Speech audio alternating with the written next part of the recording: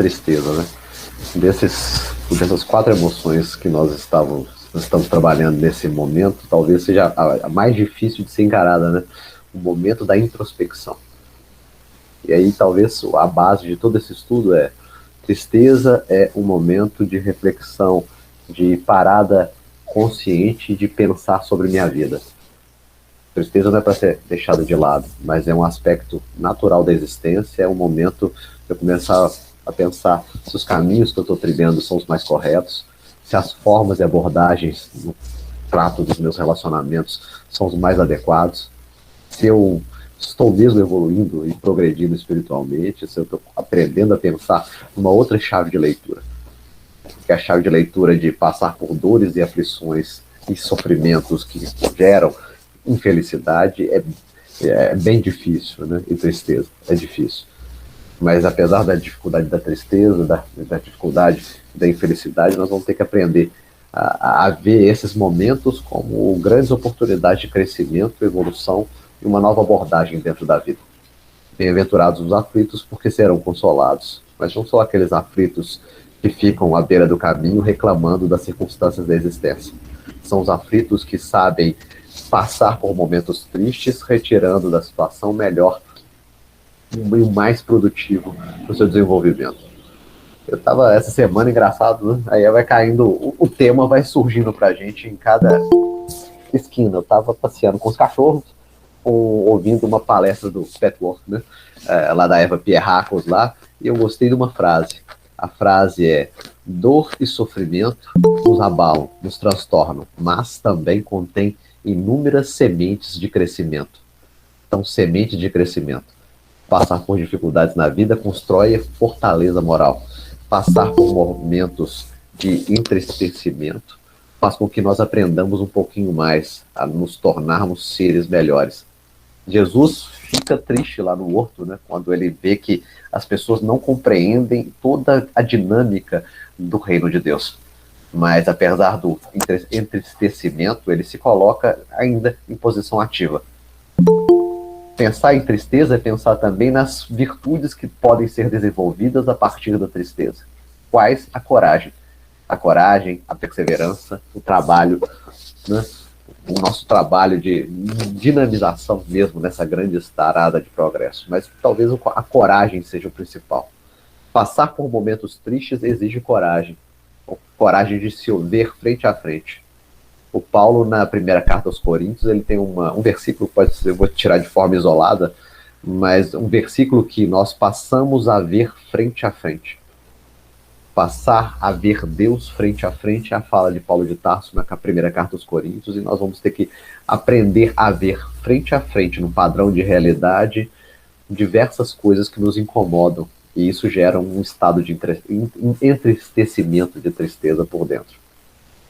Passar a ver a realidade, muitas vezes nos desiludindo das propostas humanas e vinculando agora a uma proposta de espiritualização da minha alma. Desilusão, então, é um aspecto positivo para a minha existência. Colocar em pisos reais o que eu posso, o que eu não posso, o que eu consigo fazer, o que eu não consigo fazer. Nós construímos castelos de ilusão, né, no campo dos nossos relacionamentos, no campo das conquistas materiais, afetivas, quais as inúmeras desse planeta Terra. A vida vem e nos mostra que não funciona bem assim. Isso nos gera tristeza. O Emmanuel, vou colocar uma citação logo à frente, o Emmanuel fala das lágrimas, né? As lágrimas podem ser de aproveitamento de um ser que passa por dificuldades, mas continua a jornada, pode ser também a lágrima que me para à beira do caminho. E aí, algo que eu vou tentar explorar também é a tristeza e a depressão, né? Como um estado de tristeza, uma emoção natural dentro da minha vida, que eu tenho que construir esse momento de reflexão, e com uma depressão não. É uma visão negativa da vida, é um estado patológico, é um estado de desânimo que faz com que eu fique lá, paradão, sem querer caminhar. Então vamos trabalhar tudo isso, e quem tiver alguma pergunta aí, me grita aí. Eu tô de manhã, o negócio tá animado, né? Vamos lá. Depois vocês me avisam se apareceu aí. Apareceu? Apareceu. Então vamos explorar então o tema da tristeza e pensar um pouquinho mais na tristeza na nossa vida. Você é o tipo de pessoa que apareceu um momento triste, você está sentindo mais tristinho, você quer logo arranjar uma atividade para parar com isso? Muitos são assim. Muitos não aguentam também ver a tristeza dos outros, né? Tem um parente triste, um amigo triste, ele logo quer pegar a pessoa para sair para a rua para ver se a pessoa esquece um pouco da sua tristeza. A gente esquece que a gente tem que ter esses momentos de entristecimento, como eu falei, para pensar na nossa vida. Então, vou explorar primeiro o conceito de tristeza, segundo o dicionário mesmo. Não. Primeiro eu vou Coríntios aqui para vocês pensarem um pouquinho sobre os tipos de tristeza. Pois a tristeza, segundo a vontade de Deus, então a tristeza daquele ser que caminha num processo de progresso intelecto-moral, numa caminhada dentro das suas provações e expiações, né, produz o arrependimento. Eu sei que eu me equivoquei, eu sei que eu estou num caminho, muitas vezes, que não é produtivo, eu parei num momento de tristeza, pensei, refleti, escolho outra trilha. Essa é a situação, por exemplo, de Simão Pedro depois da negação lá do Cristo. Ele sai à rua depois de ter negado o Cristo e chora. Essas lágrimas são lágrimas proveitosas, porque lágrimas que acabam permitindo para ele um novo campo de reflexão. Ele que se acreditava corajoso se vê um covarde. Ele que se acreditava um amigo fiel é um amigo que trai. E aí ele começa a se colocar num piso ajustado de humildade para que possa continuar a sua caminhada evolucional. Nós temos dificuldade de encarar essas coisas porque nós criamos uma figura mental de quem nós somos. E muitas vezes nós não somos quem nós imaginamos ser. Eu lembrei muito do Honório essa manhã, ele falava uma coisa, uma frase interessante, ele falava, ó, nenhum de nós podemos testar nossa autoridade no mundo, porque é capaz de nós descobrirmos que nós não temos nenhuma.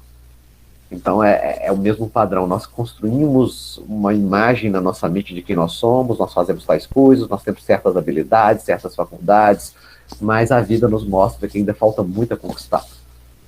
Não podemos parar na tristeza, tem que fazer que nem o Pedro, né? A humildade é o primeiro piso, é o piso inicial de trabalho, constrói as bases da estrutura de virtudes que está sendo construído no nosso mundo interior. Pedro, então, se autodescobre nesse processo de autodescobrimento, tem a oportunidade de se construir como um grande trabalhador do Evangelho, mas precisa desse momento de quebra de ilusões e chegada de verdade. Chegada de verdade que o coloca agora num piso, né, diferenciado. Segundo a vontade de Deus, produz, então, arrependimento, não culpa. Pensa nisso. Tristeza vinculada à culpa igual a depressão, né? Mais ou menos isso. Uma equação não tão perfeita, né? Mas a tristeza alimentada por muito tempo numa visão negativa, ao mesmo tempo nos aspectos da culpa, das frustrações continuadas, faz com que, né, eu me coloque de uma forma parada na vida. Pode perguntar, Sandra. Não? O André, mas aí é muito difícil, porque, como você falou de Pedro, ele também se culpa. Sentiu.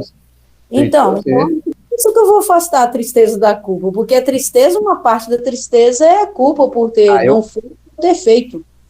Na realidade, ele não sentiu culpa, ele arrependeu do que ele fez, é diferente. O pai falar assim, mal sapão, você lembra daquele desenho do mal sapão? Mal sapão, vou ficar parado à beira do caminho. A culpa, na realidade, é uma expressão do orgulho.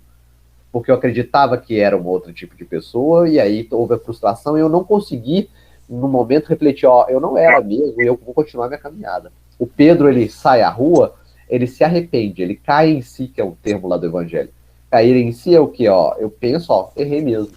Errei, estou entristecido agora, vou tentar criar uma estratégia de vida que eu possa me transformar num ser diferente do que eu mostrei ali no pátio, junto às pessoas. E aí ele fez o trabalho de desenvolvimento e de recuperação, né? O grande problema do ser que se considera culpado é que ele para, né? Como eu sou culpado. Em 1935 eu errei com tal pessoa, eu traí não sei quem, não fez não sei o quê, e fica lá parado, eternamente, alimentando aquilo dentro de si, porque ele acreditava, não, e acredita, né? Porque se ele se sente culpado e parado, porque ele comprou a ideia mesmo que ele era uma certa tipo de pessoa. Já o Pedro, não, ele vê que ele não era nada daquilo que ele estava afirmando boca para fora, e ele vê que é necessário trabalho de burilamento e transformação pessoal. Então, diferença de culpa versus arrependimento. Aqui, produz o quê? Arrependimento, que conduz o quê? A salvação. Salvação externa? Não, salvação por dentro de nós, né?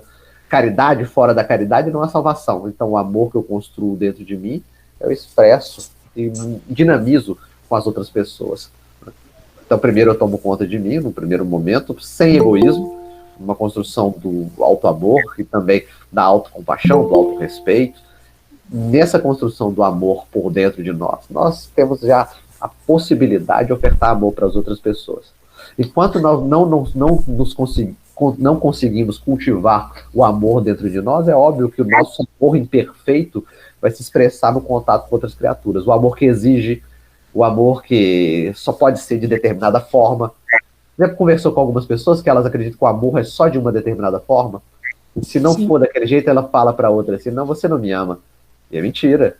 Né? É uma dinâmica de contato, de troca, de intercâmbio. Né? Então é isso aí, Sandra. Pra gente. Muito obrigada, viu? Pensa aí no culpa e arrependimento, depois você olha lá o céu e o inferno lá, no Código Penal da Vida Futura lá, na primeira parte, capítulo 7. Lê depois, é para casa, tô passando para cá pra você, hein? Vai ler. Não, pode ter certeza, eu vou ler. Que aí nós vamos compreender um pouquinho mais sobre arrependimento, a expiação e a reparação. Céu e inferno, tá bom, obrigado. O qual não traz remorso, não traz culpa, né? Não fica parado à beira do caminho. Eu arrependi, falei, errei mesmo. Passei por um momento de tristeza que me permitiu introspecção e reflexão e tentei construir agora algo diferente, né? Mas a tristeza do mundo traz a morte. A tristeza do mundo traz a morte. A tristeza de se colocar como alguém que passa por momentos difíceis de forma muitas vezes orgulhosa, não aprendendo com seus erros. E aí, o momento de tristeza permite para nós momentos de reflexão e também pensar sobre os nossos equívocos ou más escolhas dentro da vida. Aliás, aqueles que se vinculam a frentes religiosas ou filosóficas, eles têm muito esse tipo de reflexão nos momentos de tristeza. Por que eu estou bem equivocado? Por que eu fiz de tal forma? Por que eu trato as pessoas desse jeito? Já um começo de reflexão necessário para todos nós, né? Então, é interessante a gente começar a fazer esse tipo de trabalho íntimo. Então, vamos lá, definição da tristeza, da emoção da tristeza, não fujam da tristeza. Como Pedro não fugiu da tristeza. Ele precisou passar pela tristeza para aprender alguma coisa. Né? Só silêncio. Ô, Sandra, só coloca no mudo aí, porque você vai no... Aqui tá dando uns revertérios aí. Aí, valeu. Valeu, obrigado. Definição da tristeza. Estado afetivo caracterizado por falta de alegria. Então, o primeiro ponto é falta de alegria. Segundo, melancolia. Né? Falta de alento, desalento, desânimo, esmorecimento, falta de forças físicas, falta de vontade de fazer as coisas, vontade de ficar mais sozinho, vontade de ficar mais isolado, vontade de ficar dentro de casa, muitas vezes, para alguns, aquela cena clássica de cinema, né? Tomando sorvete e vendo Netflix.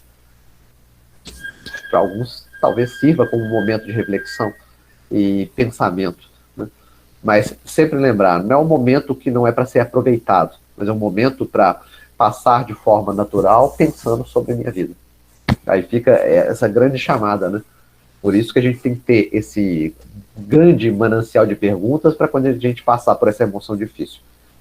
Porque essa emoção é a que mais nós desejamos tirar da nossa vida. Ela é sutil, né?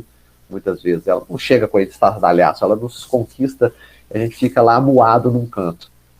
E nós precisamos prestar atenção a esse tipo de emoção. Ter cuidado com esse tipo de emoção. Cuidado não no sentido de evitar, mas no cuidado de nos cuidarmos de forma carinhosa.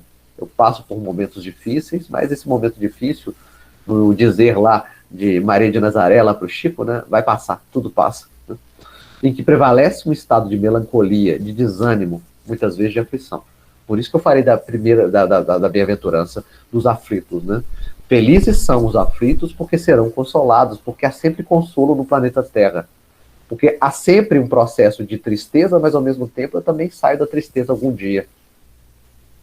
E aí eu vou percebendo que nessa dinâmica da vida eu passo por diversos estados emocionais, construindo um ser espiritual por dentro de mim, construindo uma nova forma de abordagem dentro da vida, uma nova visão espiritual. Agora, não mais só matéria, né? Então, estados de desânimo e aflição. Aflição, dores, tormentos são mecanismos ou mesmo estruturas inerentes ao planeta chamado Terra. Um planeta ainda muito estruturado em bases corporais e materiais, né? Então, há dor, há sofrimento. Eu vou falar de novo da primeira nobre verdade do Buda, né?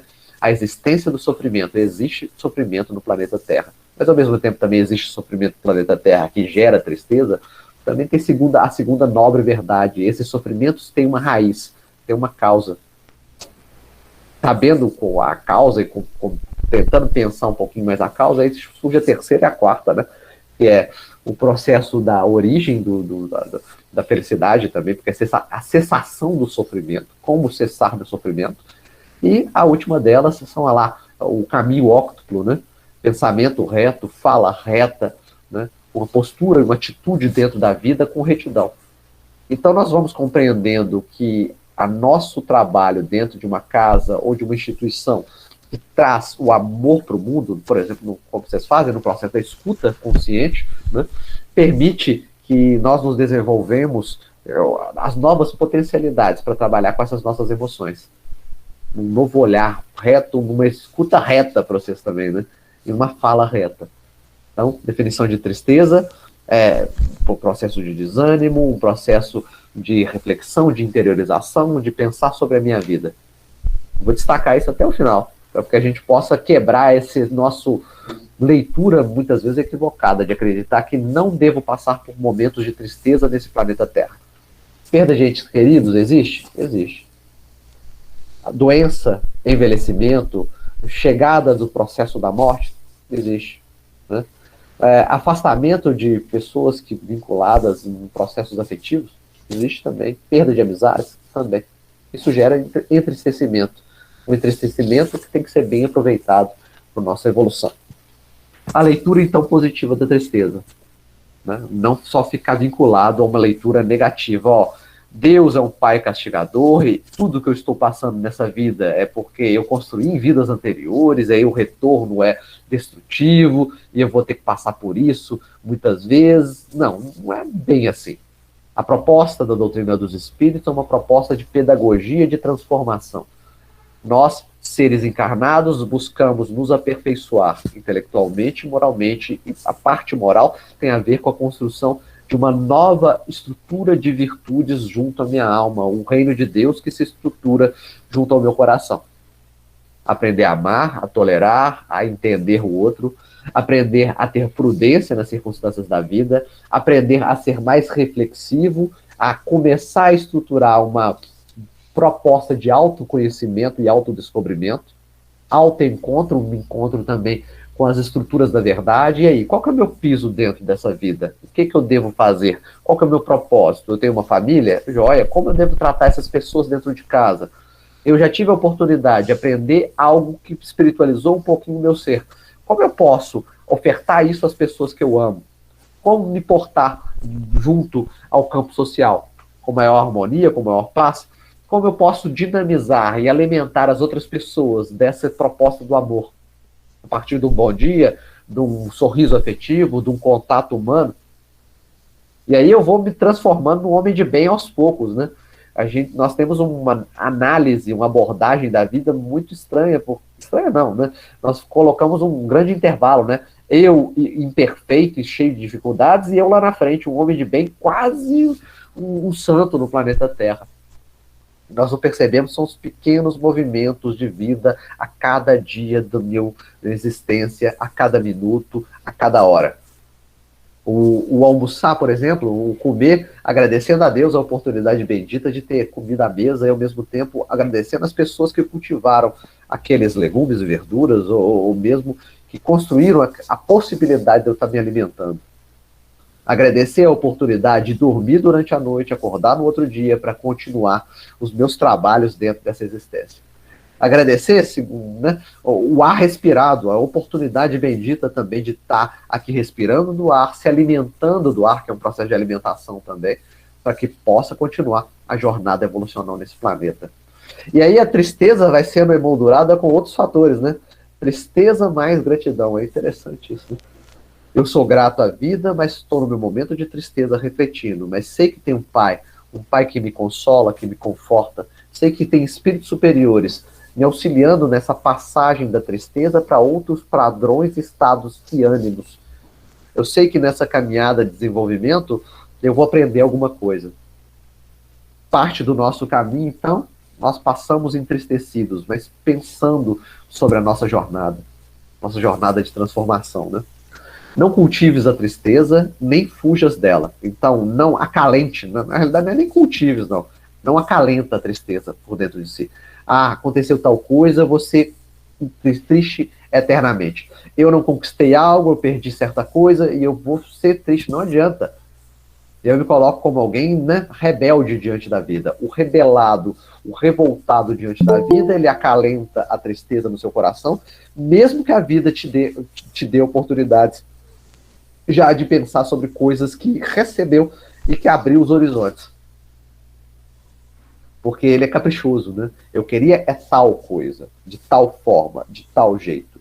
Quando a pessoa expressa que eu estou triste porque queria tal coisa, de tal forma e tal jeito, qual que é a dificuldade que ele tem? Orgulho. Ele queria construir a sua história de vida a partir dos seus desejos e não se vincula a uma proposta de transformação no tempo, que vai além dos meus desejos e é uma construção, na realidade, da vontade superior, da vontade divina. Não cultives, então, não acalentes a tristeza, nem fujas dela, aceitando-a. Então, processo de aceitação e adequação, né? A tristeza requer aceitação e adequação. Novas circunstâncias surgiram, por isso eu me entristeci. Se novas circunstâncias surgiram, é um momento de transformação, mudança e transição. Momentos de transição geram uma dificuldade de assimilação e principalmente de metabolização tremendos, mas são necessários. Porque no nosso processo de evolução espiritual, nós temos a tendência que a partir de uma conquista a gente pare no tempo. Ó, conquistei tal coisa que eu queria tanto tempo, eu quero que a vida estagne, pare, dê uma pause aqui nesse momento aqui. E nós perdemos a oportunidade de aprender sempre mais, e aprender coisas diferentes. A dinâmica da evolução faz com que nós evoluamos espiritualmente, chegamos num patamar que a gente considera máximo, mas como nós estamos espertos, nós abrimos o horizonte e falamos, não, aqui não é o máximo, não. Eu posso explorar outras coisas de outras formas, de outros jeitos. Eu lembro muito daquele filme do Adam Sandler, né? O Clique, né? É um filme interessante para a gente pensar. Porque ele recebe um controle remoto que ele pode controlar o tempo na sua vida.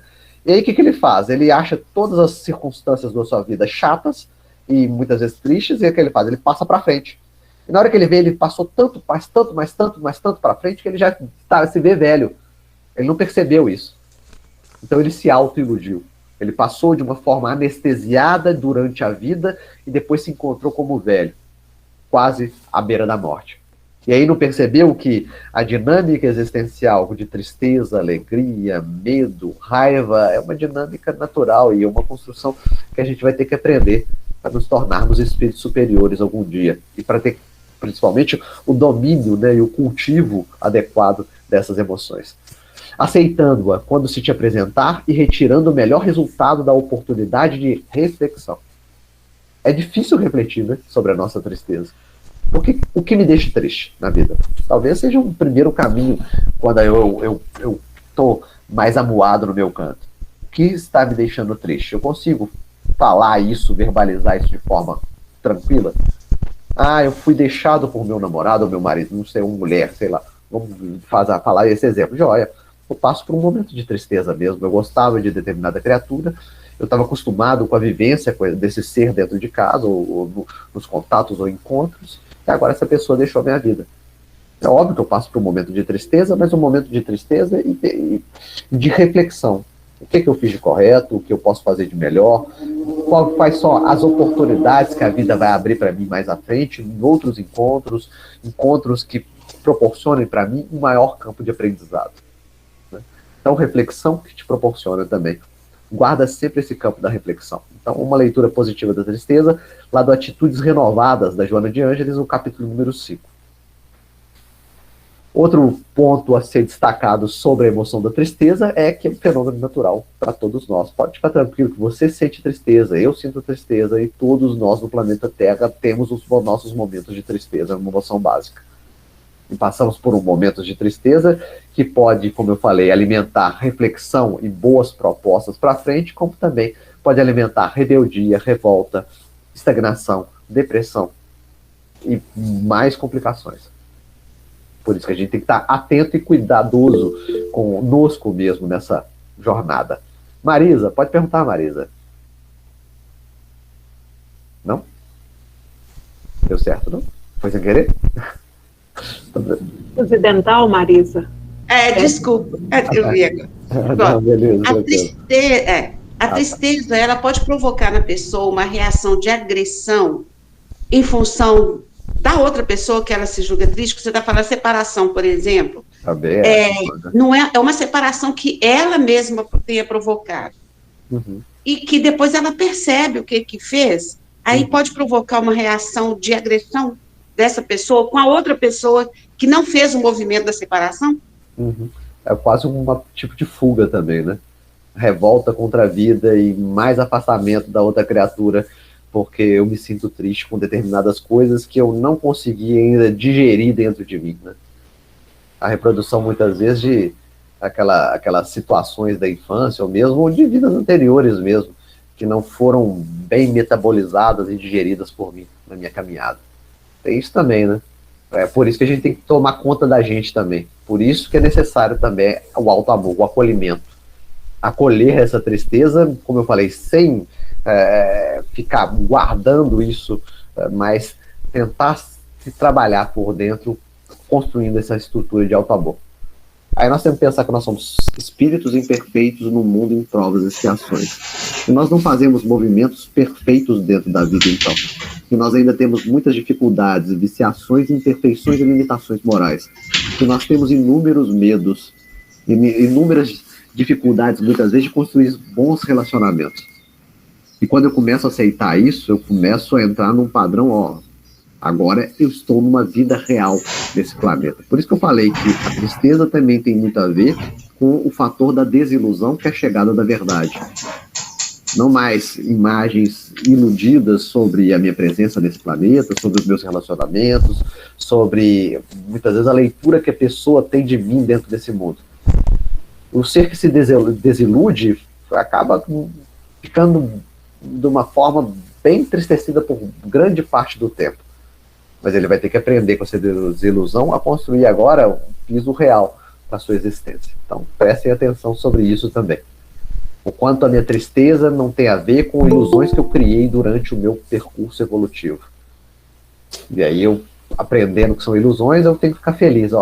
E ainda bem, a ilusão foi embora, agora é hora de caminhar de forma verdadeira. A tristeza, então, é uma emoção natural, em face dos problemas e dificuldades que se apresentam na existência de todas as pessoas. Relembrando, planeta Terra em provas e expiações. Provas é um processo de habilitação. Nós nos habilitamos dentro dessa vida, né? Nós construímos um outro piso de entendimento em termos de intelectualidade e moralidade. Não, Marisa, fica tranquilo, pode...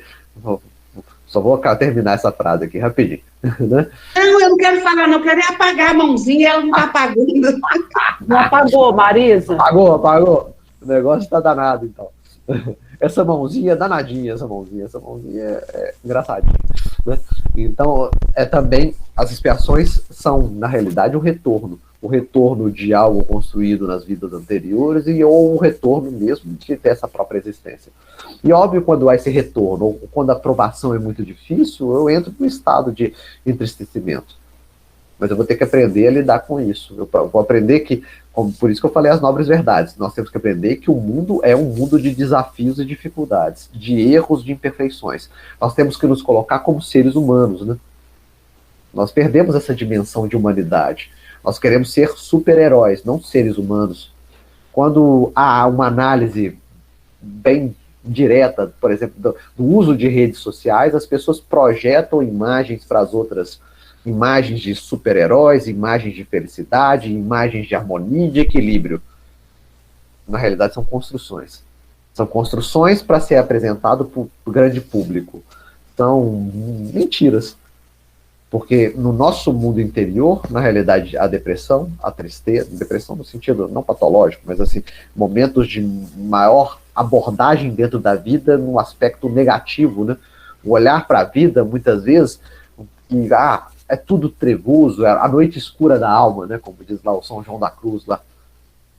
E aí nós vamos ter que entender essa dinâmica. Nós projetamos para fora um certo tipo de imagem, mas dentro de nós ainda é um mundo conturbado e cheio de imperfeições e limitações que são trabalhadas no nosso caminhar.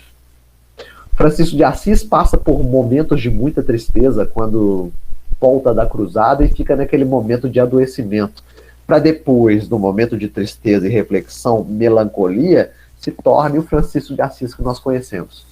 O Francisco de Assis que nós conhecemos é o pós-juventude, né?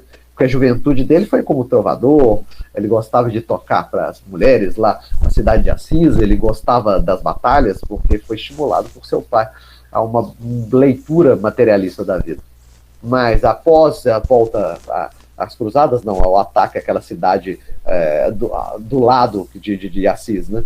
Ele retorna adoecido. Nesse processo de adoecimento, de sofrimento e de tristeza profunda, ele consegue vislumbrar uma outra abordagem dentro da sua própria vida. Ele consegue ver, por exemplo, a beleza da natureza, a beleza dos seres, a beleza que o Pai Criador trouxe para nos estimular a nosso processo de crescimento espiritual. Por isso que eu falei, a dor, o sofrimento e a tristeza geram um abalo, comoção, mas ao mesmo tempo também lançam dentro de nós sementes de crescimento. E aí nós temos que saber cultivar essas sementes de crescimento. Como nós cultivamos as sementes de crescimento lançadas em nós durante os nossos momentos de entristecimento.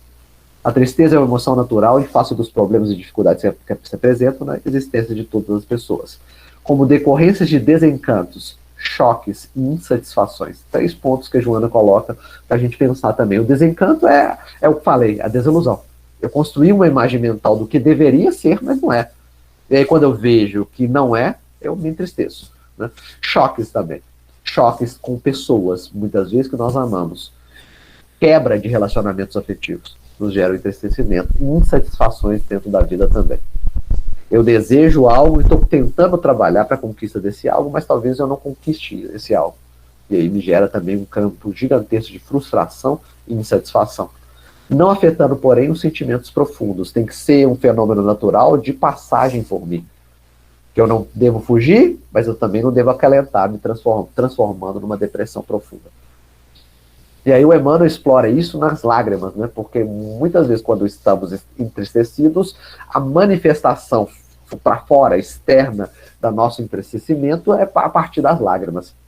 Aqui eu coloquei a imagem da criança de forma proposital. Muitas vezes nós somos crianças imaturas espiritualmente. Nós choramos porque é retirado o brinquedinho nas nossas mãos. Aí nós temos que pensar em termos de evolução espiritual. Muitas vezes a vida investe em nós, e nós somos crianças imaturas, infantis, e aí a vida retira um aspecto da nossa existência. Retirando esse aspecto, esse brinquedo nas nossas mãos, ela quer que nós continuemos a nossa jornada, aprendendo mais e mais e mais. Na realidade, é uma fala da vida dizendo que, não é mais criança, ascendeu em termos espirituais. Era para ficar feliz, mas não ficamos felizes. Porque nós nos apegamos a determinados pontos da existência, a determinados pontos de vista. Apego e escravização também são fatores de entristecimento quando a vida nos retira, mostrando para a gente outros ângulos de vida. Eu lembro bem, é bem interessante, principalmente nas obras do Espírito André Luiz. As obras do Espírito André Luiz colocam um estado de melancolia e tristeza, principalmente no livro Nosso Lar. O livro Nosso Lar, quando ele sente saudades da sua mãe ou quando sente saudades do seu lar, da sua família. Esse processo de entristecimento é um processo de reflexão para o Espírito André Luiz. Há algo além de só o contato com a sua mãe. Há algo além de só o contato com a sua família encarnada. Quando ele retorna lá para a cidade do Rio de Janeiro e vê sua família encarnada, vivenciando os fatores e as experiências dentro da vida de forma natural e tranquila, o que ele faz? Ele vê que ele era alguém que compôs aquele grupo, mas agora a vida se abria para ele em outros horizontes mais amplos. Por isso a questão da cidadania de Nosso Lar. Não mais eu sou vinculado a uma família encarnada, mas agora eu me constituo como um ser, com uma família mais ampliada. Colônia é nosso lar. Depois da nossa família vai ser o planeta Terra, e mais à frente toda a humanidade em todos os orbes desse universo. Então, o processo de aprendizado, quem constrói muros de separação em torno de si, vai gerar, por diversos momentos, essas situações de entristecimento. Vai ficar triste por quê? Porque vai aprender que não domina e controla a vida, mas a vida que nos direciona por muitas vezes. Utilizamos do nosso livre-arbítrio, mas a vida nos direciona por diversas partes do caminho. Vai se entristecer porque vai ver também que vai ter que abrir o campo mental no contato com os diversos seres que habitam esse planeta e também o próprio universo. Eu só amo as pessoas do meu lar. Joia? A vida vai quebrar esse murão que está do seu lado aí, vai te botar para aprender a amar outras criaturas em necessidade, outras criaturas que possam te ofertar também um processo de aprendizagem. Porque nós amamos quem está acima de nós em termos espirituais e amamos também aqueles iguais, óbvio, e também aqueles que estão ainda no seu processo de crescimento ainda mais primitivo, mais rude ainda, né? Então nós vamos criando essa dinâmica de quebrar esses muros de separação, para que nós nos encontremos com as outras pessoas agora construindo os bons relacionamentos. E aí é um processo para a gente pensar também. Então, caracterizam-se as lágrimas, a nossa manifestação exterior da nossa tristeza de alma, né, através de origens específicas. Quando nascem da dor sincera. A dor sincera é uma dor do Pedro. A dor sincera é a dor, por exemplo, vamos dizer, do filho pródigo, que é também o mesmo termo utilizado no Novo Testamento para o Pedro, é utilizado lá para o filho pródigo, na parábola do filho pródigo. Cair em si, arrependimento. Estava equivocado, errado, está doendo, eu estou triste, mas eu sei que tem uma casa do Pai, uma casa em que princípios superiores regem a minha caminhada e vai me proporcionar conforto, consolo, consolação, possibilidades novas de trabalho e crescimento. E visualizando isso, eu retorno para a casa do Pai. Então, pode ser uma dor sincera e construtiva. São filtros de redenção e vida. Então, são processos de acrisolamento e depuração para a minha alma. Depuração construída em diversas e diversas existências, mas também em diversos momentos da minha vida como encarnado. Interessante que o Espírito Emmanuel, então, aborda para todos nós agora um processo interessante da tristeza. São filtros de depuração e transformação. São momentos de reflexão que são de forma obrigatória, tem que ser aproveitadas pelas pessoas para se colocar num piso mais avançado. Por isso, filtros de redenção e de vida. No entanto, se procedem da abordagem desesperada dentro da vida, são venenos mortais. São envenenamento. Eu estou triste e ainda acrescento à minha tristeza a rebeldia, a sensação de frustração, de culpa, de estar parado à beira do caminho, construo o quê? O quadro patológico da depressão. A visão e abordagem da vida de forma só negativa, a vontade de ficar parado e não construir nada, a vontade de ficar lá remoendo dentro de mim as dificuldades, acreditando que não há possibilidade de transformação dessas possibilidades, dessas circunstâncias externas ou internas que está acontecendo agora. Porque a visão é extremamente negativa. A visão e aí as abordagens, principalmente da Joana, sobre a depressão é um processo de rebeldia diante das leis divinas. Porque a situação está posta aqui, ó. O tempo presente é da forma como ele é. E eu trabalho com o tempo presente da forma como ele é.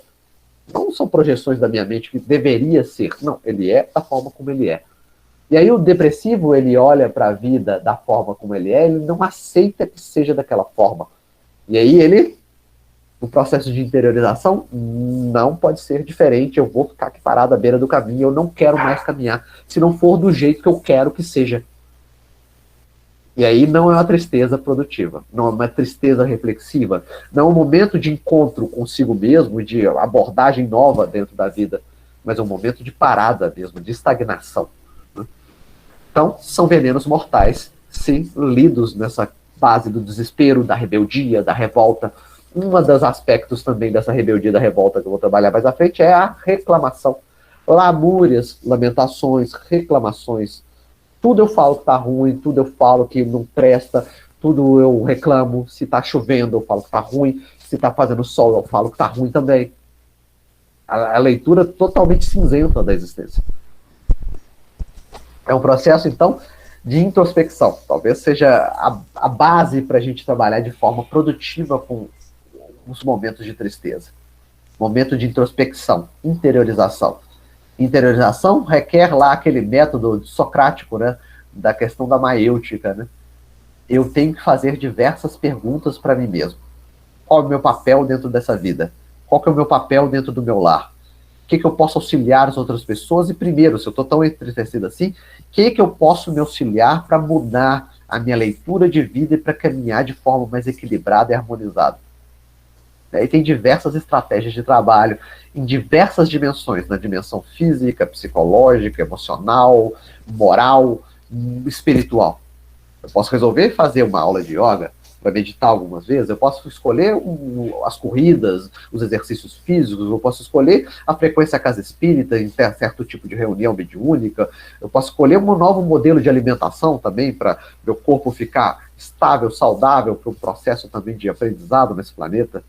São inúmeras as estratégias e abordagens para que a gente possa se transformar e refletir nesses momentos de insatisfação e tristeza, de parada, né? Emoção enquanto uma energia de introspecção, mostrando a importância de senti-la de maneira harmoniosa, sem lamentações, para que se cumpra o seu papel de reajuste em nossas vidas. É do Marlon isso, né? Então, um processo de reajuste, né? Um processo de ajuste dentro da vida. Não é... É interessante que Deus, o Pai Criador, cria esse universo com um propósito. Um propósito que as estruturas materiais permitem para os seres espirituais uma base, né? Uma base para que eles possam se desenvolver, como eu falei, intelecto moralmente. Mas muitas vezes nós paramos à beira do caminho porque nós nos sentimos à parte dessa obra da criação. Construímos uma leitura antissistêmica da vida. Em vez de seguirmos as leis divinas, seguimos o caminho contrário, construindo bases de infelicidade, bases de tristeza. Lembrar que a construção da infelicidade, segundo lá o Livro dos Espíritos, é a falta de adequação às leis superiores da vida. Eu sei como funcionam as leis, eu entendo um pouquinho mais como eu me coloco dentro desse universo, mas eu não aceito a minha situação. E não me aceitando a minha situação, eu não quero saber de forma nenhuma. Eu pego, lembrando a parábola do filho pródigo de novo, eu pego a minha fortuna e vou muito longe do Senhor, que eu não quero nem ver o seu cheiro onde eu for. Eu pego as minhas riquezas pessoais, porque eu sou arrogante, e acredito que eu só possuo riquezas pessoais gigantescas, o Senhor não tem nenhuma influência na minha vida. E vou bem distante desse processo de trabalho da vida no nosso mundo interior, que na realidade é isso. E me distanciando desse processo de trabalho da vida no meu mundo interior, eu me alieno, né? É o processo de alienação. Eu me alieno da vida e me auto-alieno também. Eu não entro em contato com meus sentimentos, eu não entro em contato com os meus pensamentos, eu não entro em contato com as minhas emoções. Eu esqueço de tudo que eu faço na vida, porque muitas vezes eu sou alienado e auto-iludido por mim mesmo, e na realidade a importância é de conquista de prazeres e bens do mundo. Um exemplo. E aí eu vou ter que retornar para o caminho, e retornar para o caminho é bem difícil. Retornar para o caminho, entrando no processo de trabalho, de construção de um novo ser, utilizando desses momentos e aspectos externos e internos numa dinâmica equilibrada, é bem difícil. Por que eu estou falando isso? A introspecção é um trabalho interno, é um momento de trabalho interno, mas também o momento de trabalho interno não pode perdurar por muito tempo, tem que ser o adequado, o justo, para depois o trabalho interno se transformar num trabalho externo, uma grande dinâmica, né? Eu reflito, eu penso, eu analiso sobre minha vida, eu vejo se eu estou auto-iludido, mas eu também projeto isso para fora, num trabalho de transformação junto às outras pessoas. Lei de sociedade de O Livro dos Espíritos. Eu não vivo solitário, eu vivo com outras pessoas. Eu não vivo só olhando para dentro de mim no processo do autodescobrimento, mas eu olho para dentro de mim e ao mesmo tempo olho para fora. Olho para mim a minha dificuldade, olho para o outro também imperfeito e crio uma dinâmica de transformação em conjunto.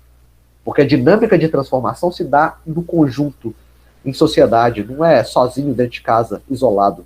Sozinho dentro de casa, isolado, é um momento de reflexão e introspecção necessário para o nosso crescimento. Mas esse processo tem que ser bem ajustado com outras propostas de vida. né? Emoção, então, quanto energia de introspecção, mostrando a importância de senti-la de maneira harmoniosa, sem lamentações, para que cumpra o seu papel de reajustamento em nossa vida. Deixa eu passar aqui. Pode perguntar, Marisa. A proposta de Santo Agostinho, né? Da reflexão. Isso, da 919. Entre, analisa e coloca em prática. Entre, analisa e põe para fora. E sem autoilusão, que ele fala lá também, né? Uma das propostas é, não. Portanto, que é um exemplo que eu dou diversas vezes. A autoilusão é: eu sou pão duro, não gosto de compartilhar com ninguém e falo que eu sou prudente. Eu transformo a minha dificuldade em virtude. É o desculpista, né? O desculpista, ele faz isso. Ele fala que a dificuldade que ele tem, na realidade, é uma grande virtude. E aí eu me engano, auto-engano. Como eu descubro esses auto-enganos no contato com outras pessoas, que elas vão apontar para mim: você é pão duro. E aí você vai ter que ouvir. Não vai ter jeito de esconder. Né? Você é pão duro, você é egoísta, você é vaidoso, você é arrogante. Aí a pessoa vai apontar o dedo para você, você é assim. Aí você vai agradecer para ela, porque na realidade ele é um anjo do Senhor na sua vida, como diz o livro de Apocalipse. E se a gente aceita a proposta de Santo Agostinho, né? Você vai refletir sobre isso, fulano falou e tudo, e você pode falar: não, eu tenho que mudar meu quadro exterior, que aí é que vai ser devagar, mas a mudança vai ocorrendo, se a gente faz isso todo dia. Você falou uma coisa interessante para a gente falar também, a questão do tempo, né? A tristeza está muito vinculada também ao tempo. Tristeza igual tempo de reflexão, tempo correto de reflexão. Cada um tem seu tempo. Nós temos a necessidade, muitas vezes, de, não, tira esse trem logo que está me incomodando.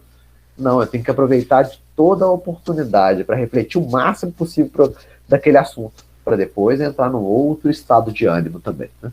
Vamos lá.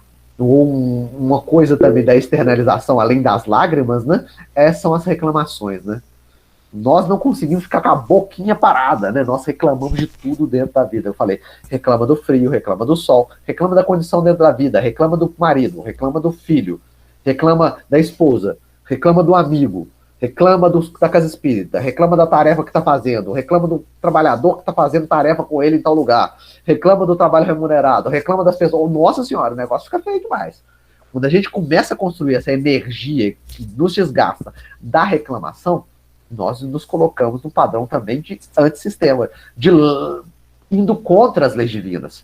E aí é óbvio que nós vamos construir mais entristecimento, que vai se tornar uma patologia, porque é uma leitura extremamente negativa da vida.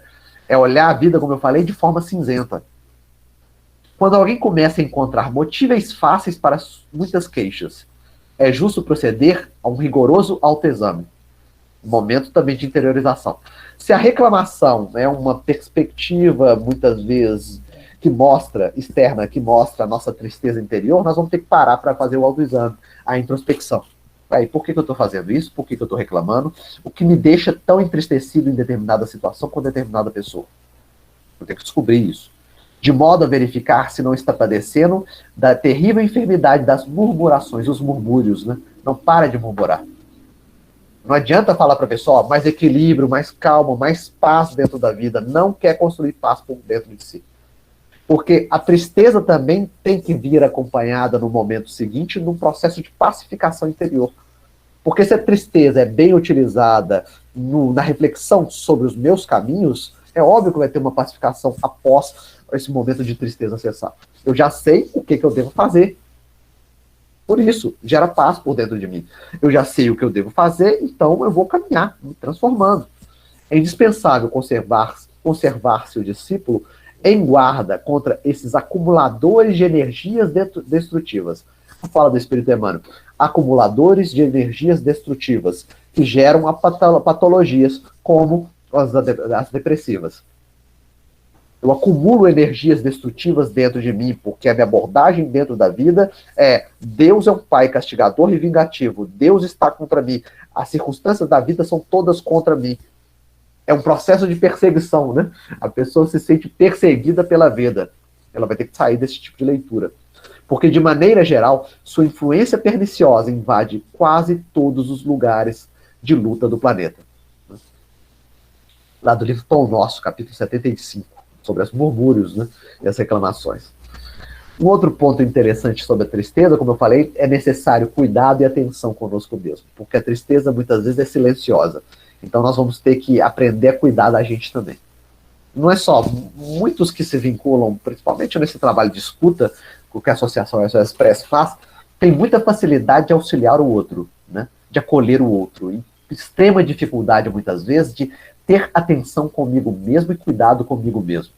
Porque aprender a cuidar de mim é aprender também a cuidar do outro. Aprender a ter respeito por mim é aprender a ter respeito pelo outro.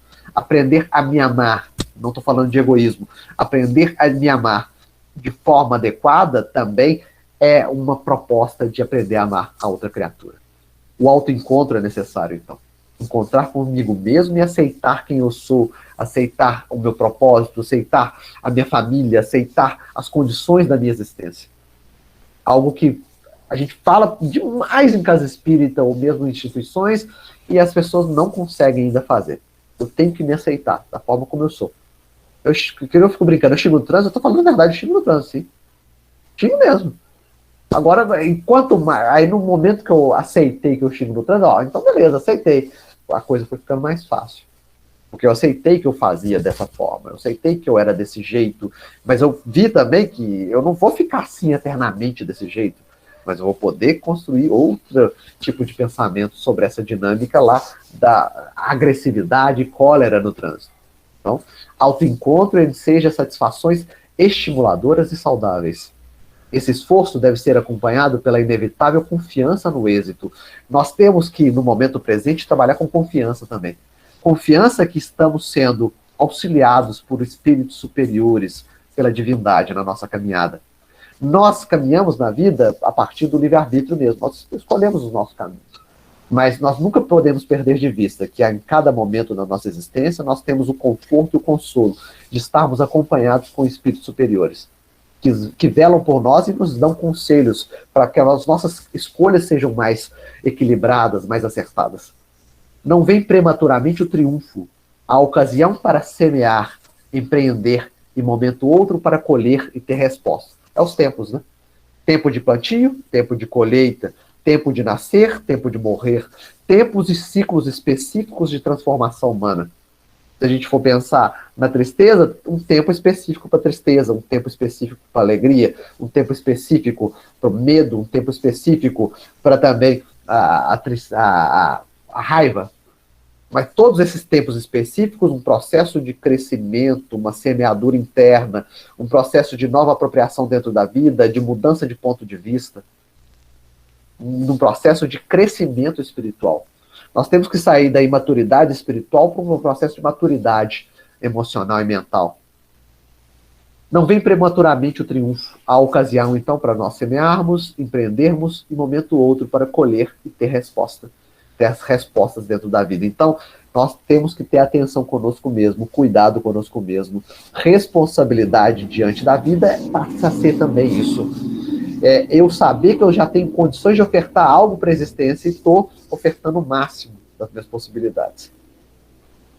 Aí o François de Geneve, no Evangelho segundo o Espiritismo, no capítulo 5, nos coloca sobre a tristeza. Como a tristeza, muitas vezes, também é uma saudade do mundo espiritual.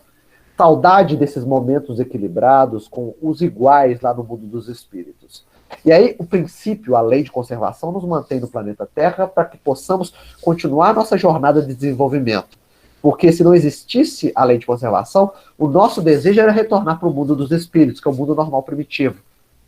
O mundo que nós nos sentimos acolhidos, nos sentimos mais livres, porque não há a estrutura densa e corpórea que nos obscurece o plano de manifestação espiritual. E ao mesmo tempo obscurece as nossas faculdades e percepções. Sabeis por vezes, às vezes, uma vaga tristeza se apodera dos vossos corações e vos leva a considerar amarga a vida. Eu olho para a vida de forma amarga, porque eu lembro dos meus momentos felizes no plano dos espíritos. É vosso espírito que aspira à felicidade e à liberdade, e é que, preso ao corpo que lhe serve de prisão, esgota-se em vãos esforços para sair dele.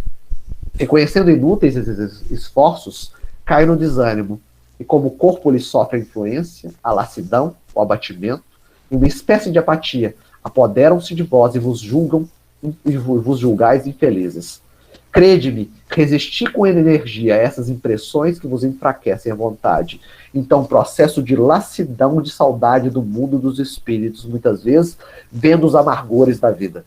Quando eu lembro da minha estadia no plano espiritual e vejo as circunstâncias, né, aqui, na minha vivência no tempo presente, nas amarguras, nas dificuldades, nas limitações como encarnado, há o desejo e o entristecimento, a apatia, a melancolia, o desejo de retorno.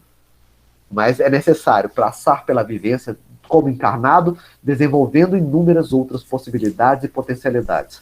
Então também é outro processo sobre a infelicidade, está lá na obra da codificação. E aí, a patologia, né? O exacerbamento, a exageração desse processo de tristeza, numa abordagem negativa da vida, no processo de parada à beira do caminho, do não querer mais fazer as coisas, no total apatia e desânimo em termos físicos, mentais, emocionais e espirituais, né? A depressão. A tristeza é uma emoção natural. E à medida que é cultivada, e é necessário cultivá-la adequadamente, né? A depressão já é uma patologia mental. Transtorno profundo, decorrente de inúmeros fatores que conduzem o sujeito a um desinteresse pela vida. O sujeito desinteressado pela vida. O sujeito que se deixa largar como um grande buraco e vazio interior dentro dessa existência. Buraco vazio interior que deveria ser preenchido com uma nova visão e abordagem da vida, uma nova estrutura de trabalho e relacionamentos, é deixado vazio porque a pessoa se desinteressa pela vida, ela não quer mais caminhar. Muitas vezes fala sobre a morte, a necessidade e o desejo de morrer. Muito vinculada lá ao François de Geneve também, agora numa perspectiva mais negativa, né? Eu quero me deixar, me abandonar dentro da vida, porque eu quero desencarnar, porque eu não vejo nada de bom e produtivo dentro dessa existência. Isso não é só tristeza. Isso é depressão, tristeza profunda. Isso é uma patologia que deve ser trabalhada também com os companheiros lá da área da saúde mental. Algumas causas da depressão, segundo o espírito Joana de Ângeles, no livro Iluminação Interior. Anota aí as referências para vocês lerem depois. Então, Joana de Ângeles, Iluminação Interior, capítulo 17. Também tem o Vitória sobre a Depressão, da Joana de Ângeles, no prefácio, na introdução. Tem também Atitudes Renovadas, capítulo 5 também. São leituras que abrem os nossos horizontes. A depressão pode ser resultado, então, de fatores hereditários, como de ocorrências psicossociais e econômicas, de ansiedade e estresse, de culpa atual ou anterior, de conflitos e receios reais ou infundados, como também no caso de enfermidades graves, produzindo disfunções cerebrais nas suas áreas nobres, que resultam em perturbações dos neurotransmissores. Então, pode ser algo íntimo no meu campo emocional, pode ser uma doença de cunho orgânico, pode ser alguma situação vivenciada em termos sociais, mas pode ser uma culpa guardada dentro de mim também, que me aprisiona e me gera um estado de inconformação, rebeldia, dificuldade, desânimo, apatia. Então, esses inúmeros fatores têm que ser estudados também, em termos de contato. Para vocês, o interessante é compreender a existência da depressão, porque muitas vezes nos telefonemas recebidos pela Associação SOS Press, esse é o fator central, né? E aí, como acolher uma pessoa num estado profundamente depressivo? A escuta carinhosa, a escuta adequada, o acolhimento, o conforto, não é falar tanto, mas escutar mais, né? E a escuta que projeta fluidos, né?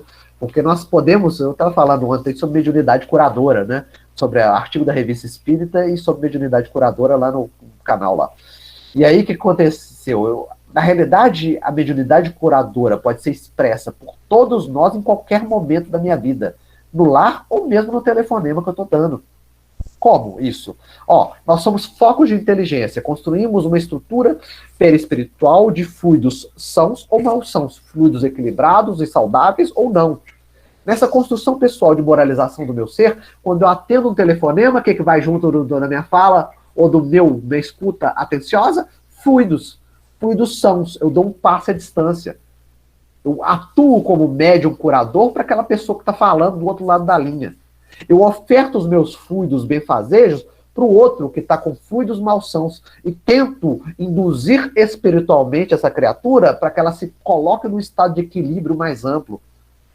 Então nós somos responsáveis, sim, por uma escuta consciente, clara, Nós somos responsáveis também, não só no momento da escuta, mas no meu trabalho diário de moralização e transformação do meu ser. Quanto mais eu me melhoro, melhor fonte eu sou para os amigos espirituais utilizarem dos meus recursos no auxílio a outras criaturas. Quanto melhor eu me colocar diante da vida, sem perturbações, desequilíbrios, desarmonias, me construindo um ser estável, equilibrado e saudável, melhores oportunidades eu vou ter para auxiliar o meu próximo. Então pensem nisso aí, vocês estão servindo de médium de cura quando atendem um telefonema. Só basta utilizar-se da vontade. Eu sinto pela fala da criatura que ela está muito sofrida, então eu projeto a partir da minha vontade os meus fluidos, para que os meus fluidos possam auxiliar essa criatura junto aos fluidos espirituais, dos espíritos amigos. Então eu sou um canal de comunicação desses fluidos bons e benfazejos para outra pessoa que está do outro lado da linha. Né? E aí as frustrações são um grande fator de construção das depressões. Eu imaginava que minha vida ia decorrer de determinada forma. Não aconteceu nada do que eu queria e desejava. E aí eu me frustro. Eu fico extremamente frustrado. Frustrado e entristecido dentro da vida. Eu lembro muito do livro da parábola do Jonas, né? A parábola de Jonas. Qual que é o Jonas? Jonas é alguém que vai auxiliar as pessoas da cidade de Nínive como um grande profeta. Ele vai lá falar que eles deveriam se transformar e mudar, porque senão Deus iria destruir toda a cidade. Só que de forma natural, essa mensagem é ouvida pelos ninivitas e os ninivitas se transformam. E não há destruição da cidade. O que o Jonas acontece com o Jonas? Ele fica frustrado com Deus. Por quê? Ele acredita que Deus fez ele passar vergonha, porque ele foi lá em praça pública falar sobre arrependimento e não aconteceu nada com ninguém. E ele se isola, né? A linguagem da parábola, ele se isola num monte, sobe uma planta lá na cabeça dele, mostrando que o tempo está passando, né?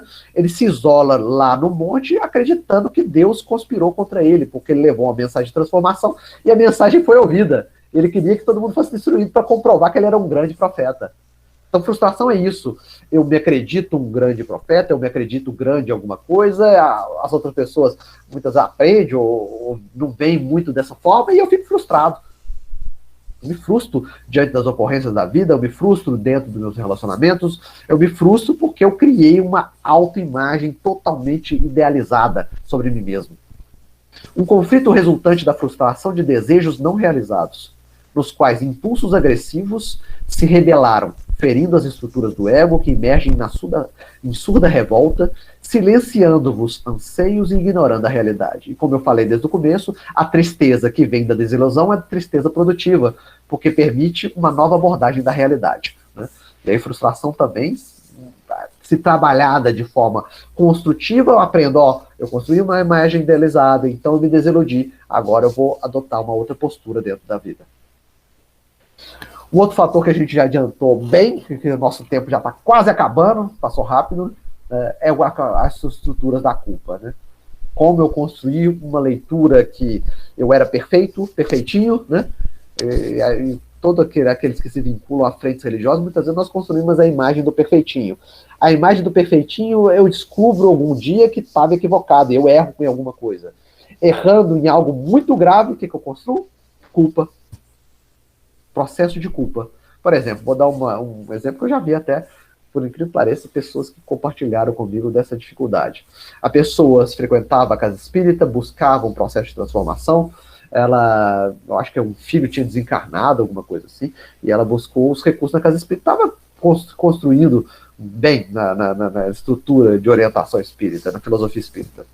Anos à frente, a pessoa fez um desfalque numa repartição pública, né? E apareceu até na televisão, apareceu. Né? A pessoa entrou numa construção de culpa, não de arrependimento. Porque a imagem construída por ela eu sou uma pessoa perfeita, porque eu estou trabalhando ali dentro de casa espírita, eu faço a caridade, eu distribuo sopa, eu distribuo cesta básica. Mas a vida mostrou para ela, você é falível, você erra, você é imperfeito. Em vez de se apropriar do seu erro para se transformar num ser melhor, parou no aspecto da culpa, porque a imagem idealizada é muito forte dentro da pessoa. Então eu vou ter que desconstruir o perfeitinho e me ver como um ser imperfeito e que erra. E como eu vejo que eu sou um ser imperfeito que erra, eu tenho mais caridade comigo mesmo também. Né? mas paciência com as minhas dificuldades. A depressão, então, é uma doença da alma que se sente culpada, né? Construiu essa estrutura de culpa dentro de si. E não poucas vezes carrega esse sentimento no inconsciente, em decorrência de comportamentos infelizes praticados na esteira das reencarnações. Isso também. Uma repercussão no tempo. Uma repercussão de uma outra vivência em que eu abusava de diversos fatores e agora eu me culpo, eu me castigo no processo depressivo anos após. É isso, porque a pessoa que se culpa tem que ter um castigo, ela tem que se castigar também. Se castiga a partir da autossabotagem, idealiza inúmeros projetos, nenhum dá certo porque ele sempre escolhe coisas que ele sabe que ele vai fracassar. Ao mesmo tempo também se castiga e se culpa, se martirizando em relacionamentos, por exemplo, problemáticos, que ele sabe que não vai dar certo. Porque é um processo de construção de castigo. Ele se sente culpado e ele tem que gerar um padrão para se sentir bem diante da vida. Como? Se machucando, se martirizando, se sabotando. Né? Carrega esse sentimento no inconsciente em decorrência de comportamentos infelizes praticados na esteira das reencarnações, devendo, em consequência, ser tratada no cerne de sua origem. Eu me sinto culpado por determinado aspecto, mas eu não preciso me castigar. Eu preciso me visualizar como alguém imperfeito, que errou, que agora vai construir um caminho diferente. E aí nós vemos pessoas que têm muita facilidade de construir essa leitura de culpa, aquelas que são muito rancorosas na estrutura de lei de causa e efeito. Como funciona isso? Matei tal pessoa, tenho que morrer. Quem tem que morrer o que isso? Presta atenção. Deus não é um pai castigador, não. Matei inúmeras pessoas em vidas anteriores. Eu tenho que ofertar vida nessa vida presente. É diferente. Não é ser a minha vida retirada, não. Né? A proposta da vida é uma proposta propositiva e positiva. Oferta vida. Vai trabalhar com medicina, com enfermagem, com fisioterapia, com a área de saúde. Vai ofertar vida para diversas pessoas. Ressarcindo as mortes ocorridas em vidas anteriores. Não é que você tem que ter sua vida retirada. Eu cometi inúmeros abortos na vida anterior, mesmo nessa vida mesmo, e agora o pai deve me castigar, acontecendo tal e tal coisa ruim comigo. Porque eu me sinto culpado, eu exijo que a vida me machuque, né? E aí eu não me aproprio do erro. Eu não aprendo com o meu erro. Cometi diversos equívocos nessa vida mesmo. Mas agora eu vou caminhar diferente. Vários abortos? Agora eu vou trabalhar com evangelização infantil. Vou habilitar a vida agora. Não mais a morte, mas agora eu habilito a vida. Olha como que a leitura é diferente. Eu não fico aprisionado às estruturas da culpa, mas eu me arrependo e mudo a minha visão. E vejo que a partir do adubo, né? Do adubo do erro, surgem flores. Surgem flores. Aliás, o adubo serve para isso, na leitura, na imagem construída, né? Muitas vezes é adubo, mas o adubo permite que surjam flores no meio do lixo, do esterco. Né? Então, vamos pensar. Uma virtude que deve ser desenvolvida nos momentos de tristeza, que eu destaquei desde o começo, aí eu pus duas, mas principalmente a coragem. Coragem no enfrentamento da vida. Coragem diante das vicissitudes da existência. Coragem muito amiga e irmã nesses momentos de tristeza, da fé, né? Fé inabalável é aquela que dá calma e resignação diante dos desafios da vida. Os desafios têm para todos nós. Desafios doloridos que nos entristecem. Como eu falei, perda de entes queridos, perda de afeto. Apelo às nossas melhores forças para que jamais esmoreçamos diante das lutas e provas que nos são necessárias ao burilamento próprio. Porque ainda mesmo quando sitiados em todas as direções, por dificuldade e desarmonia, débito e sofrimento, haverá sempre um caminho de refazimento e libertação que a esperança nos descerra ante a misericórdia de Deus. É a dinâmica e a imagem da cruz também. Se eu carrego uma cruz pesada nos meus ombros por causa da minha vida, desse objetivo da encarnação dos espíritos, isso me gera desânimo em estados muito ampliados de tristeza, eu tenho que lembrar, a cruz é apropriada ao meu tamanho e às minhas forças. Se a cruz é desse tamanho, é porque eu tenho força para carregá-la. Eu tenho força para desembolar os processos da vida com ela nas minhas costas. E aí, em vez de eu pensar nas minhas fraquezas, a partir da tristeza, eu penso nas minhas forças interiores, forças de superação, forças de pular esse grande abismo, abismos que se abrem dentro da minha vida, que eu consigo superar. a partir de uma força, da coragem, do momento de apropriação verdadeira da minha vida, em termos de realidade, no momento de tristeza e na construção agora construtiva, né? Construção construtiva. Até ampliei o negócio. Né? Para que eu possa me colocar como um ser melhor. Então, pensar momentos de tristeza como momentos de habilitação e nova reflexão para o meu ser, não momentos de castigo, de parada. Então, dinamizem a coragem no seu mundo interior, né? Porque a vida é de desafios. Um outro ponto também, para que a gente possa trabalhar o aspecto positivo, é a tristeza me traz um verdadeiro fator, um verdadeiro encaixe dentro da vida. Eu tenho que me ajustar dentro dessa existência. Ajuste baseado no campo da resignação. Né? Obediência e resignação. Eu obedeço porque eu sei que é o melhor possível para mim. Mas além de obedecer somente, eu também me resigno. Né? Porque eu sei que eu estou passando por esse momento no tempo presente, porque isso vai gerar algo interno em mim muito melhor do que eu tinha anteriormente. No turbilhão de sombras da contristação, né? Esses momentos de tristeza, o homem não raro se sente vencido e abandonado. Todavia, o que parece infortúnio ou derrota pode representar providências salvadoras do todo compassivo. Nós ainda somos pessoas de leitura imediata. Nós conseguimos ler ou hoje ou no dia seguinte, no máximo, né? Nós não temos ainda uma abordagem como do plano espiritual de propostas e estratégias de médio e longo prazo. Horizontes que se abrem, por exemplo, a longo prazo. Talvez o meu momento de tristeza abra um campo de interpretação, de trabalho de médio e longo prazo. Coisa que eu não consigo observar, por exemplo, nos momentos seguintes da saída da tristeza. Talvez um momento de tristeza e ajuste em novos relacionamentos faça com que eu aprenda mais anos e anos após daquele momento de tristeza. Perda de um ente querido, desencarne de um ente querido. Talvez eu era extremamente dependente emocionalmente desse ente. Eu passo pelo momento de tristeza, até aprendo alguma coisa nesse momento de tristeza a curto prazo. Mas talvez a repercussão disso se dê em força e virtudes há 20, 30, 40, 50 anos depois. Então, a repercussão desses momentos de tristeza bem vividos se dá nos momentos imediatos à saída da tristeza, mas também em dinâmicas que a gente não consegue compreender de médio e de longo prazo, talvez nesta vida, talvez em vidas posteriores.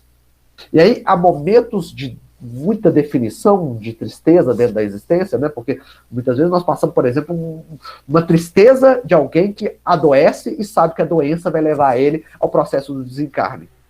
E aí é um processo de maturação espiritual, de reflexão, de introspecção, de quebra de determinados valores e construção de nova visão de vida, que repercute no processo do desencarne, mas também nas vidas posteriores. E aí a gente vai vendo a necessidade de vivenciar esses tempos de tristeza de uma forma adequada, não fugindo do autoencontro, do autoembate, né, do olhar no espelho frente a frente, olhar para a gente no espelho, né, para que a gente possa se compreender e entender.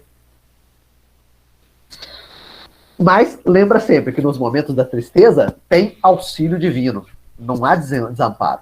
Tem sempre auxílio divino expresso por seres desencarnados, circunstâncias apropriadas para a saída da tristeza no momento correto, mas também auxílio divino nas boas amizades que estão no nosso entorno. A amizade eu trato depois, agora eu vou tratar do auxílio divino a partir da prece, porque nos nossos momentos de tristeza nós pedimos algo a partir da prece. E aí, a fala aí dos espíritos amigos, quanto o que nós podemos pedir a partir da prece. Né? O que Deus lhe concederá sempre, se ele o pedir com confiança, é coragem em primeiro ponto. Coragem para enfrentar esse momento de tristeza de forma valente, né? De forma autêntica, construindo algo produtivo. Coragem, paciência, ciência da paz. Eu passo por tristeza, mas eu passo com pacificação no coração. É diferente do que passar de forma revoltada, frustrada, rebelde, reclamando, como eu falei anteriormente. Resignação. Sabe que os fatos não têm jeito de serem mudados, mesmo assim, enfrenta esses desafios dentro da vida de forma corajosa. Também lhe considerar os meios de se tirar por si mesmo das dificuldades. Reflexão, aí entrou a reflexão. Né? Mediante ideias que surgiram os bons espíritos, deixando-lhes dessa forma o mérito da ação. Ele assiste os que se ajudam a si mesmos. De conformidade com esta máxima, ajuda-te que o céu te ajudará. Então, a máxima, você se ajuda para que o céu te ajude, para que os espíritos amigos te ajudem, né? É um fator também o auxílio divino. Além do auxílio divino dos espíritos superiores para passar por esses momentos de reflexão, introspecção, que precisa coragem, que precisa pacificação interior, nós temos as amizades também, os amigos encarnados e desencarnados também. Porque muitas vezes eu adormeço entristecido, converso com meu amigo espiritual lá no plano dos espíritos, ele me dá força, coragem, afirma para mim, ó, continua a caminhada é nesse rumo mesmo. Começa a pensar em determinado ponto, começa a pensar em determinada pessoa, o seu modelo de relacionamento com ela, e aí eu acordo até mais animadinho, né? Amizade, então, é algo também a ser cultivado na nossa caminhada evolucional, para que nesses momentos de tristeza eu tenha suporte e conforto. O amigo verdadeiro não é aquele que te tira do momento de tristeza, mas é aquele que te dá suporte no momento de tristeza, que é diferente. Porque agora eu sei que o momento de tristeza é um momento necessário para minha reflexão. Se ele me tira do momento de tristeza, não me dá a oportunidade de refletir sobre a dinâmica da minha vida. Um exemplo interessante é aquele que desencarna um companheiro de anos e anos e o amigo leva ele para sair para várias coisas. Para quê? Para anestesiar esse processo de dor e tristeza. Não, eu vivencio minha dor e tristeza porque eu aprendo a pensar de forma diferente a minha caminhada, né? Ter amizade é ter coração que ama e esclarece, que compreende e perdoa nas horas mais amargas da vida. Então, construção de amizade é um coração que ama e esclarece, que escuta no momento correto, aliás, mais escuta nos momentos de tristeza que a pessoa está reclamando, né? Que compreende e perdoa nas horas mais amargas da existência. É o Emmanuel do livro Consolador. E aí, partindo todas essas dinâmicas aí, nós vamos ter que aprender a mudar, né? É hora de transformação, é hora de mudança, é hora de caminhar, né, para frente. Não ficar preso, aprisionado às nossas concepções antigas. Nós temos que perder a síndrome da Gabriela, lá de nasceu e morreu e viveu desse jeito mesmo, e vai ser assim por todo sempre. Não vai ser assim, não. Aliás, é uma visão totalmente desfocada, que ninguém nessa vida ficou parado no tempo, nada não. A cada momento da nossa existência, nós mudamos o nosso comportamento, o nosso tipo de fala, os nossos pensamentos, a nossa leitura existencial. O mundo está girando, e nesse mundo da impermanência nós nos transformamos, né? Enquanto o homem se mantém no gelo da indiferença, ou na inquietação da teimosia, porque nós podemos ser teimosos. Ah, não, é assim mesmo, não vai mudar mesmo, não quero saber. Ou indiferente, deixa pra lá, né? Não é chamada análise pura. Entretanto, tão logo desperta para a renovação, converte-se o campo íntimo em zona de batalha. Lembrar que nos momentos de tristeza, muitas vezes meu campo interior é uma grande zona de batalha. Porque a reflexão e a introspecção leva a isso, né? Novas propostas versus propostas antigas. Homem velho versus homem novo. E aí, implementar novas propostas gera até, muitas vezes, um estado de entristecimento. Porque novas propostas requer, muitas vezes, desapego, né? E deixar de lado coisas antigas que são caras ao meu coração. Mas eu vou ter que aprender a largar. Eu vou ter que aprender a deixar de lado algumas propostas que mais me cabem nessa jornada. Então, converte-se o campo íntimo numa grande zona de batalha. Uma grande zona de transformação. O mundo, né, em estado de ebulição. Para a gente ir finalizando, para a gente terminar, é uma nova forma de ver a vida, uma nova compreensão da existência. O homem pode suavizar ou aumentar o amargor de suas provas, o estado de tristeza, pelo modo como encara a vida terrena. Tanto mais sofre ele, quanto mais longa se lhe afigura a duração do sofrimento. Ora, aquele que a encara pelo prisma da vida espiritual, apanha num golpe de vista a vida corporal. Ele a vê como um ponto no infinito. Compreende-lhe a corteza e reconhece que esse penoso momento terá rapidamente passado. A certeza de um futuro próximo, mais ditoso, o sustenta e o encoraja, e longe de se queixar, agradece aos céus as dores que os fazem avançar. Então, aprende que esse momento de tristeza, ou essa vida de tristeza, muitas vezes a pessoa passa a maior parte da vida num processo de entristecimento, mas é passageiro. Passa e abre-se depois novas visões e novas possibilidades de evolução e progresso. Tudo na vida passa. E aí, nessa passagem, tomara que nós estejamos equilibrados, para que possamos refletir e assimilar as melhores lições para o nosso desenvolvimento e progresso e crescimento espiritual. Então, é uma nova compreensão da vida, é uma nova abordagem. Então, tiramos desse encontro nosso de hoje a necessidade de aprender um pouco com os meus momentos de tristeza.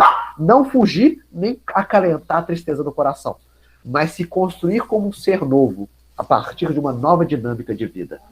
E aí nós vamos ter que aprender um pouquinho mais sobre isso, né? Fica essa mensagem para todos nós. Vamos lá, Cleuzinha.